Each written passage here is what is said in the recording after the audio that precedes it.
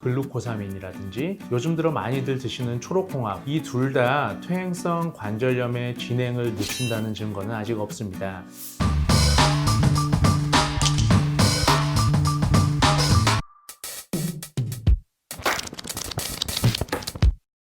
안녕하십니까. 바른세상병원의 소상현 원장입니다.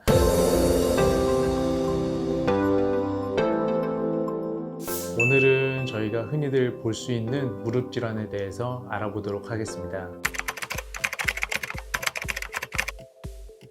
가장 흔하고 많이들 알려져 있는 병으로는 무릎 관절을 감싸고 있는 연골이 점차 닳아지는 퇴행성 관절염이 있겠고요. 그리고 퇴행성 관절염 외에도 관절염을 일으킬 수 있는 질환으로는 역시 많이 알려진 류마티스 관절염, 그리고 통풍성 관절염 등이 있겠습니다. 또한 관절염 외에도 무릎 안쪽에 있는 구조물인 십자인대, 전방 십자인대와 후방 십자인대가 외상, 즉 다쳐서 발생하는 손상도 무릎에 흔히 일어나는 질환 중 하나입니다.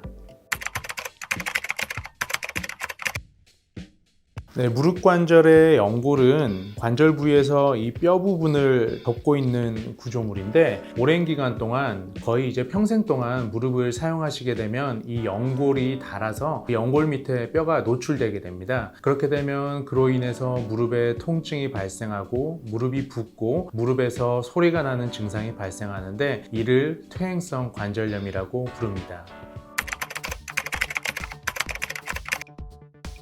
중년 이후의 나이에 특별히 다친 적이 없음에도 불구하고 체중을 디디거나 걸을 때 무릎에 통증이 발생하고, 또 쉬었을 때 이 통증이 나아지고, 때때로는 무릎에서 긁히는 소리가 나거나 무릎이 붓는 증상이 발생하였을 때는 퇴행성 관절염을 먼저 의심해 볼 수 있겠습니다. 이러한 증상들은 서서히 나타나서 좋아졌다가 나빠졌다가를 반복하는 경과를 보이는 것이 일반적입니다. 만약 다친 후에 갑자기 통증이 발생하였거나 며칠 사이에 급격하게 통증이 발생한 경우에는 퇴행성 관절염보다는 다른 질환을 먼저 의심해 보는 것이 바람직하겠습니다.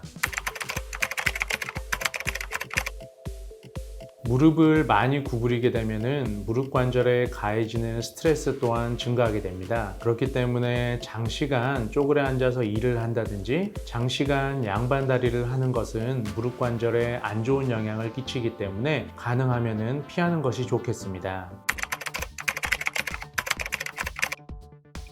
많은 분들이 관절을 많이 써서 퇴행성 관절염에 걸렸기 때문에 퇴행성 관절염에 걸린 경우에는 많이 걸으면은 무릎이 더 닳지는 않을까 걱정하시는 경우들이 많습니다. 하지만 퇴행성 관절염이 있는 경우 규칙적인 걷기 운동을 하는 경우 오히려 증상이 나아진다는 보고들이 많이 있습니다. 오히려 무릎을 아낀다고 쉬시기만 하면은 근력이 약해지고 통증이 더 심해져서 결국에는 기능이 떨어지는 결과를 초래하게 됩니다. 그렇기 때문에 통증이 있는 경우에는 진통제 등을 이용하여 최대한 통증을 조절하면서 운동을 지속하는 것이 아주 중요하다고 할 수 있겠으며, 만약에 평지를 걷는 운동을 하는 경우에도 통증이 발생하는 경우 수영이라든지 물속에서 걷기 등 체중 부하가 이루어지지 않는 운동을 지속하는 것이 중요하다고 하겠습니다.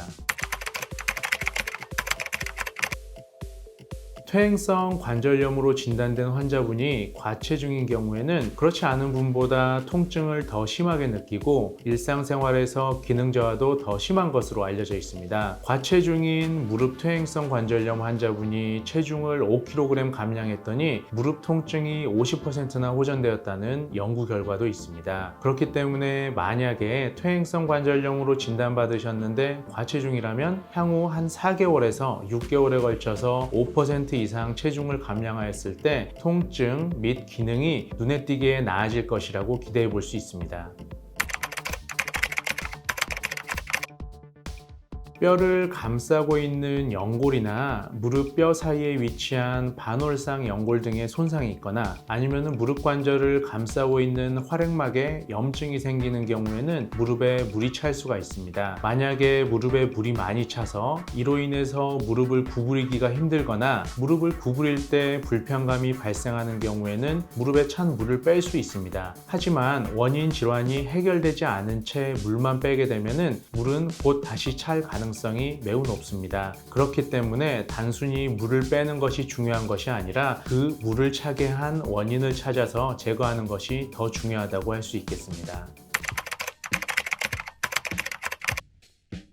이전에도 말씀드렸다시피 과체중인 경우에는 체중 감량을 하시는 게 매우 중요하다고 할 수 있겠고요. 걷기 등의 유산소 운동과 근력 운동을 꾸준히 하시는 건 역시 중요합니다. 아프다고 아끼시게 되면은 나중에 더 큰 통증으로 돌아오기 때문에 무릎 관절을 꾸준히 사용해 주시는 것이 매우 중요하며, 만약에 오다리나 X자다리 등 하지에 부정정렬이 동반된 경우에는 수술적인 교정이 필요한 경우도 있습니다.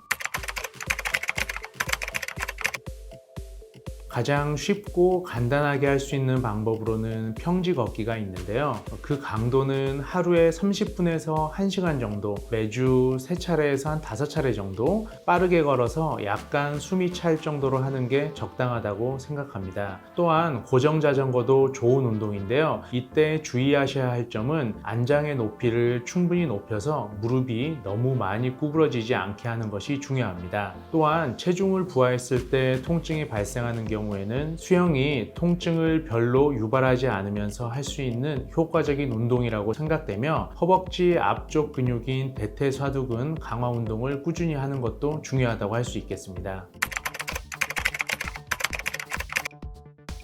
관절 영양제라고 하면은 예로부터 많이들 드셔왔던 글루코사민이라든지 요즘 들어 많이들 드시는 초록홍합, 이 둘이 대표적이라고 할 수 있겠는데요. 이 둘 다 퇴행성 관절염의 진행을 늦춘다는 증거는 아직 없습니다. 하지만 경도나 중등도의 퇴행성 관절염에서 통증 등 임상 증상을 완화시키는 데 도움이 된다는 연구 결과들이 여럿 있으며, 부작용도 별로 없는 것으로 알려져 있어서 복용하는 것이 도움이 된다, 이렇게 생각하고 있습니다.